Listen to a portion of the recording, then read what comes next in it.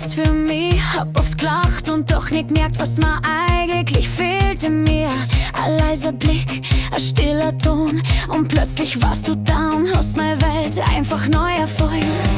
Du hast eine Art, die bleibt im Wind, wie wenn ein warmer Sommerregen durch meine kalte Tage rinnt. Ich hör der Stimme, sie trifft mir leicht, wie wenn ein Funke mich in tiefes Herz erreicht. Und ich denk, wo warst du davor? Du hast einen Platz in mir, den ich vorher gar nicht so gesehen hab davor. Die Zeit bleibt stehen, das Herz wird weit, wie wenn du mir zeigst, was wirklich zählt in dieser Zeit. Du hast mein Herz gefunden, wie wenn's verborgen war in all den leisen, alten Wunden.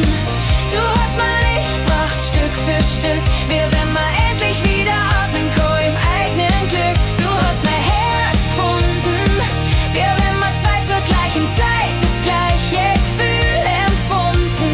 Bleib bei mir, ich lass dich nicht, du hast in mir was wach küsst, Schritt für Schritt.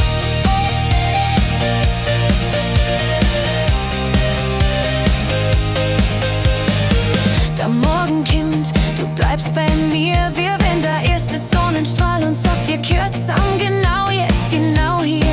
Ich fühl deine Hand so warm und klar, wie wenn die Welt um uns so heut lieb und offen geworden war.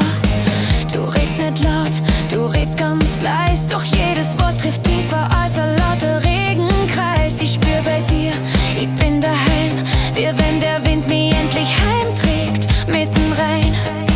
Und ich denk, das bist wirklich du, wie wenn wir zwei grad unsere eigenen Spuren ziehen. Ganz in Ruhe deine Nähe wärmt, dein Blick wird mild, wie wenn die Zukunft plötzlich heller wird und gefühlt. Du hast mein Herz gefunden, wie wenn's verborgen war in all den leisen, alten Wunden. Du hast mein Licht gebracht, Stück für Stück, wie wenn wir endlich wieder atmen können im eigenen Glück. Du hast mein Herz gefunden, wie wenn wir zwei zur gleichen Zeit das gleiche Gefühl empfunden.